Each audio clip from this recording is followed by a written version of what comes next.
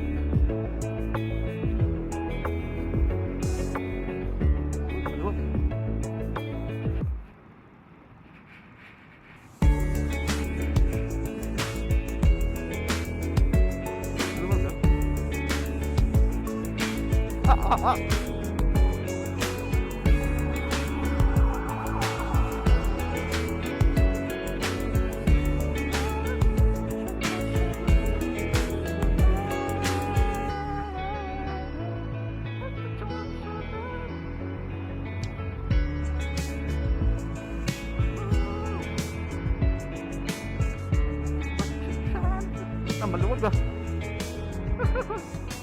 Sarap siguro dito pag ito na asfalto na EDSA rehab asfalto na dito.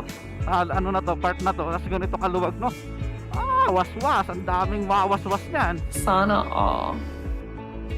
Nakakalimutan na nilang maluwag yung EDSA busway na yan kasi dito na sila mawaswas eh.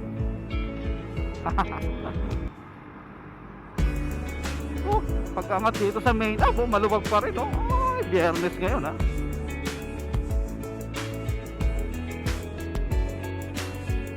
Putang ina, first time to Biyernes, ang luwag sa ano EDSA Embudo. Anong nangyari? Putang ina, very rare yung ganito. Di ba dito hindi nawawala ng traffic dito, pero putang ina ngayong araw eh. Ano? Sinong sabi na sobrang traffic sa EDSA Embudo? Ayan o, ang luwag o. Putang ina, very rare yung ganito. Ayan o, wala tayong problema nakarating dito. Di ba? Kung familiar kayo dito sa EDSA Embudo, alam nyo ano dyan, agawan ng pwesto dyan. Di ba? Agawan dyan. Mauna-una dyan kung sino mauna dito sa bungad ng flyover ng Santolan. Putang ina, Biyernes ngayon ha. Maluwag din dito. Putang ina. Flex natin yung EDSA na yan, hayop na EDSA na yan. Bihirang mangyari yung ganito. Biyernes pa, tapos ano ba yun, January 16, 2026. Sarap. So kahit pa paano nagkaroon tayo ng nagkaroon tayo ng tipid sa oras, saka tipid sa gasolina kasi hindi tayo naipit sa traffic, hindi tayo naggumapang sa traffic, hindi tayo nakipagsiksikan sa traffic, hindi tayo sumingit-singit, no? Putang, ganito ba naman lagi araw-araw, putang ina. Ganda pa ng sikat ng araw, di ba? Sa kabila ng lahat, siyempre makakalimutan na yung flood control scam kasi siyempre tag-ulan na, tag-araw na ang susunod. Pag walang malakas na ulan, walang malakas na bagyo, walang matinding baha, siyempre makakalimutan yung flood control scam. Kasi kaya lang naman hindi nakakalimutan yung flood control scam dahil sa tag-ulan kasi maulan, baha. Di ba? Nakikita lagi ng Pilipino na, tangina, baha na naman. Asan yung flood control scam, di ba? Asan yung flood control project pala? So, kasi yung Pilipino ganoon eh. Pag once na hindi na uso, hindi na nababalita, tahimik na nakakalimutan ng Pilipino, no? So, natural naman talaga yun na kaugali talaga ng Pilipino. Kumbaga, nagsawa na sila. Tapos na. Diba? Siyempre, masayang-masaya yung mga buhaya sa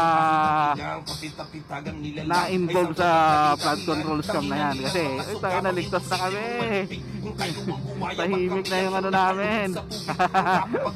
Kaya pag may ulan, may baha, may bagyo, siyempre, nare-remind sila na, puta ina, bagyo na naman, baha na naman, flood control issue na naman ang hahanapin. Diba? Yung mga sangkot dyan sa nabuhay dyan sa flood control scam na yan. Wala tayong magagawa pero ganoon talaga yung buhay. Malala kung ba't naunang nalimas ang mundo kaysa sa baka. So yun, magandang umaga. Syempre, yan o, napaka ganda ng sikat ng araw.